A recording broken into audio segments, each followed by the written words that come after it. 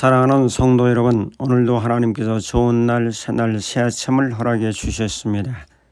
먼저 감사와 찬송과 영광을 하나님께 올려드립니다. 오늘은 열왕기하 2장 23절부터 25절까지의 말씀을 살펴보겠습니다. 성경 봉독합니다. 열왕기하 2장 23절. 엘리사가 거기서 베델로 올라가더니 그가 길에서 올라갈 때 작은 아이들이 성읍에서 나와 그를 조롱하여 이르되 대머리여 올라가라, 대머리여 올라가라 하는지라. 24절. 엘리사가 뒤로 돌이켜 그들을 보고 여호와의 이름으로 저주하매 곧 숲풀에서 암곰 둘이 나와서 아이들 중에 42명을 찢었더라. 25절. 엘리사가 거기서부터 갈멜산으로 가고 거기서 사마리아로 돌아왔더라. 아멘. 오늘은 선지자를 저주하지 말라라고 하는 관점으로 말씀을 상부하고 영감의 음성을 듣기를 원합니다. 첫 번째로 베델로 올라가는 길에 아이들이 엘리사를 조롱했습니다. 23절에 보면 엘리사가 거기서 베델로 올라가더니 그가 길에서 올라갈 때 작은 아이들, 어린이들이지요. 성읍에서 나와서 그를 조롱하는데 그 말이 대머리여 올라가라, 대머리여 올라가라 이렇게 말하죠. 대머리여 올라가라 라고 하는 것은 엘리사의 외모를 비웃는 모습입니다. 존경받아야 될 선지자를 모욕하는 심각한 인격 모독 행위죠. 외모를 가지고 비아냥거리는 것은 상대방에 대한 모독이죠. 아이들이 할지라도 이런 것을 해서는 안 되는 것을 성경에서 말씀해 주고 있습니다.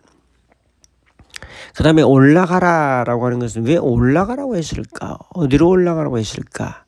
이것은 스승인 엘리야가 하늘로 승천하지 않았습니까? 당신도 비웃으면서 당신도 올라가시오, 올라가라, 대머리에 올라가라 하면서 그 엘리사의 사역을 비꼬며 무시하는 언어를 지금 아이들이 입에서 이제 선포하고 있죠. 아이들이 할지라도 그들의 언어를 순하고 언어를 절제하고 아름다운 언어로 표현하는 것은 대단히 중요하다. 그건 두 번째로 엘리사는 주의 이름으로 아이들에게 저주합니다. 24절에 말씀하죠. 24절 보면 엘리사가 뒤로 돌이켜 그들을 보고 여호와의 이름으로 저주하매 이렇게 말씀하죠. 자, 아이들에게 저주하는데 선지자가 화가 났다는 거죠. 분노의 말을 선포합니다. 여기서 보면서 좀 아이들이 그랬는데 참고 견디고 그냥 무시하고 넘어가지 선지자가 돼가지고 이렇게 저주를 쏟아낼까 하는 의문점을 가지고 있습니다. 이걸 보면서 엘리사도 인간입니다. 엘리야도 인간이라 로뎀나무 밑에 내려가서 죽기를 구했던 것을 보게 됩니다. 모세도 때로는 백성들의 그 저항에 분노했습니다. 사람은 자기가 이렇게 인격적으로 모독을 당하고 무시를 당하고 또는 모욕을 당할 때에 이런 분노가 일어나죠. 자존심이 상하는 거죠. 그래서 엘리사도 자기의 분을 처리하지 못하고 있구나 하는 교훈을 받게 됩니다. 세 번째로 숲에서 암곰 2마리가 아이들 중 42명을 찢었습니다. 이것은 하나님의 권위에 대한 도전이죠. 아이들이 장난이 아니라 하나님의 선지자를 내신 하나님의 권위를 도전하는 것이다. 이렇게 볼 수 있습니다. 그래서 이것은 심각한 죄였고 결국 그들에게는 신적 심판이 내렸다라고 보는 거죠. 엘리사의 저주, 또 곰의 공격, 이런 것들을 보게 되는 거죠.